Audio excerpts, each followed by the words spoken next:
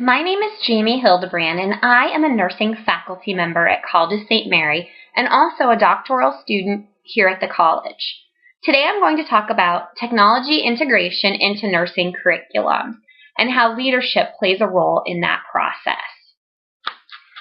First of all, I'm going to begin. I know we all have heard about integration of technology into higher education and its importance, but not all of us know why. Why is it important that we actually integrate technology into the classroom versus just traditional lecture? It encourages cooperation among students and faculty and active learning in the classroom and lab setting. So students actually are more likely to work together on projects and have an enriching learning experience that is very active. Technology in the classroom also encourages the student and instructor to have contact. So it replaces the traditional, the student stands up, or the student takes a seat and the faculty member stands at the front of the classroom and talks the entire time. Students are actually able to become part of the classroom, be integrated into the classroom, to participate. It also allows for practice and prompt feedback. So that really goes along with simulation, and I'm going to show you a little bit about simulation today and talk to you a little bit about simulation and how we use it in nursing education. Practice also engages a student for a longer period of time. So students are more apt to be engaged for longer periods at a time during classroom lectures when hands-on learning is integrated. I know I've worked really hard to change my lectures here at College of St. Mary's to include technology and to integrate more hands-on learning. So it really is important in the classroom setting, and we really need to get more and more faculty and administration on board. And part of that is having leaders that know about it, know how to integrate it, and are willing to work towards that. So now that we've established how important technology is in the classroom, I want to talk to you a little bit about nursing simulation. Nursing simulation is defined as an educational tool, and it allows the students to not only participate but experience and learn in real-life nursing scenarios without harming the actual patient. So here's a picture of several of our nursing mannequins we have here at College of St. Mary. This is a brand new lab that recently opened this past January. Students actually are able to do pretty much everything that you can do on a real patient in the lab setting. So it's a safe environment. And actually integrating simulation into nursing curriculums offers students valuable learning experiences that are safe, that encourage critical thinking, team building, and direct patient care. All the feedback we get from simulation is positive. Students often report an increased self-confidence, self-efficacy, and there's a high student satisfaction with the teaching that takes place in these labs. Here are some of the challenges leaders face. Multiple challenges include successful use of simulation requires faculty development. So part of that is not only do we need faculty buy-in and buy-in from the president, the vice president, the board, the administration, but we also need faculty members that are willing to take time to learn and to be enriched by learning new teaching skills and using simulation. So faculty have to go to development classes to learn how to use the mannequins, to learn how to incorporate them in the classroom. Leaders have to get all faculty involved in sharing ideas, communicating visions, opportunities for improvement, and potential solutions. And that's straight out of recent research from Hayden, Smiley, and Gross. They really did look at what kind of support do faculty members need from leadership to integrate simulation in technology into classrooms. Another thing that Abel and Keister found is that really the leadership style and managers influence the successful integration of simulation into nursing curriculums. So the managers and the program directors have to be willing to change and willing to make the big leap and to support the faculty and support the students in this whole learning process as the simulation unfolds. I know that Integrating simulation is very important to student learning. These mannequins and labs are very expensive, so that's another challenge we face. Our president here at College of St. Mary's did a lot of fundraising, and it got a lot of alums and people to sponsor our labs, which our labs, I think, were in the upward of $7 million here at the college. So we're talking about huge financial support that the institution and the community have to raise in order to build these state-of-the-art nursing labs. They have also noted a significant correlation was noted between the level of the use and perception of change of nurse administrators' adherence to change. So administrators must be on board for these changes and offer continued support to the college. And that's something that we kind of look at, because I think we all have experienced, yes, we have these great ideas. Yes, we pay lots of money for these great ideas and are to use these labs, and then not every faculty member uses them. Faculty members choose not to use them, despite the fact that it's better for students. They look at it as, oh, I've done this the same way for the past 20 years. Why would I change now? Well, healthcare changes. Healthcare institutes technology, so we have to change. And that's just something that leaders have to be able to address and deal with the faculty members that are not willing to change. Some of the solutions to these challenges, of course, adherence by administrators of established change strategies. So we have to lay out the plan. We have to lay out strategic planning for integration of the simulation, and we have to stick with it. So faculty members have to be willing to change, and that's something that's a cultural shift that has to be done with the support of administration. We have to develop policies to integrate these simulations into each course, and I'll kind of show you a little bit about my policy, and to develop a shared vision with faculty buy-in. So this vision should be shared. It shouldn't just be one, or administration coming down hard telling you have to do this. It should be something that all the faculty should want to do in regards to integration of technology. And a big part of this is training for faculty, and then also continued support for technological integration. So if we think about it, we have IT support, we have other faculty who are seasoned with simulation for support, we have administration for support, which we know all of this additional training is another financial burden placed on the college.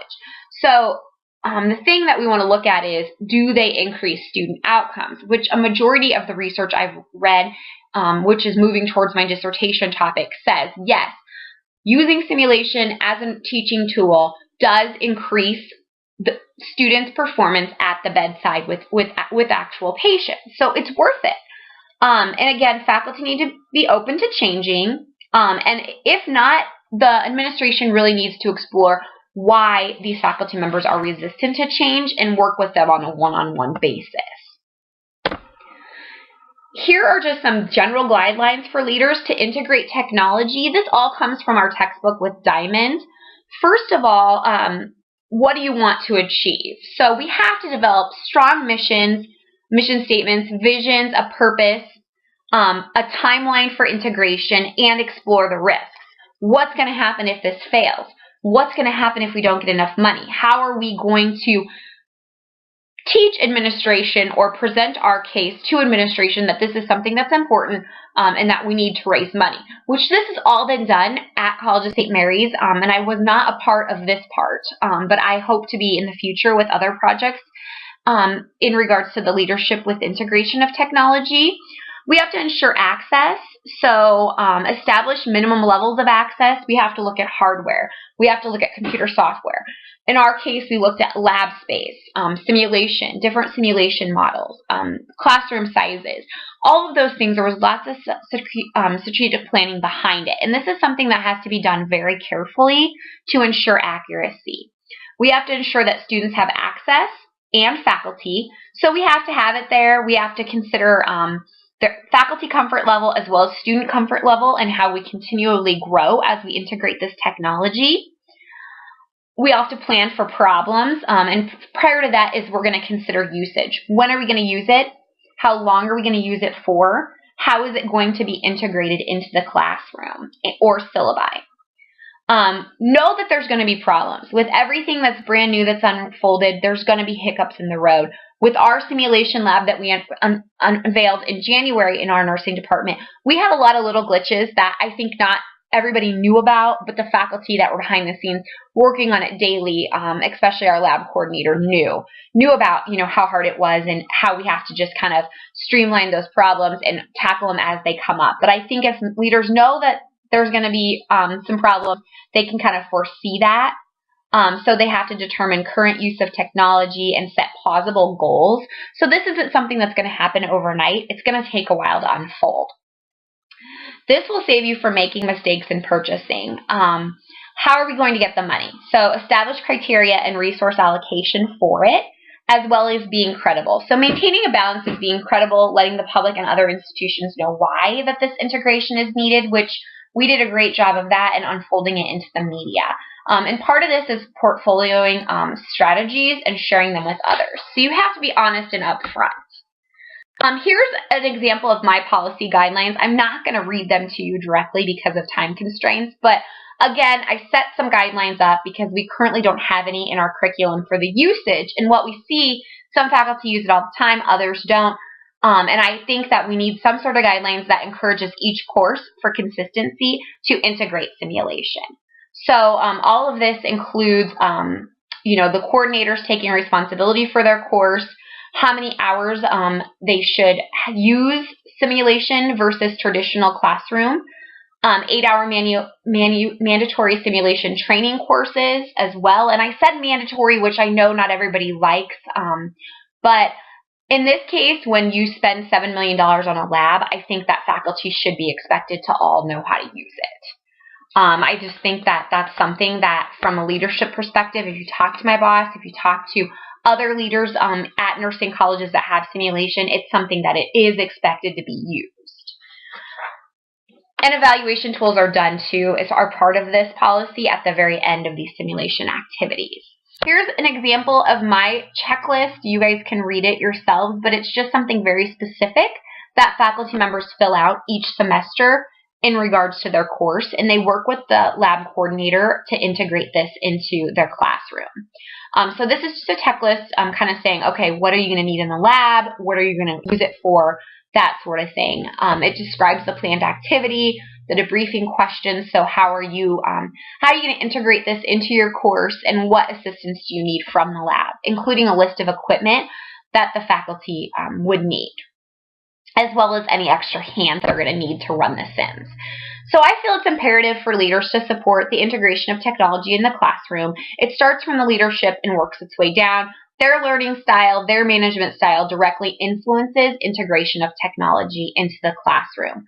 So we have to all be on board, especially department chairs, as well as the administration from the universities. Here's just a quick YouTube video that I wanted to share with you that really is enlightening about what simulation is for some of you that are non-healthcare providers that maybe haven't seen simulation being used in the classroom. So I really wanted to play this for you.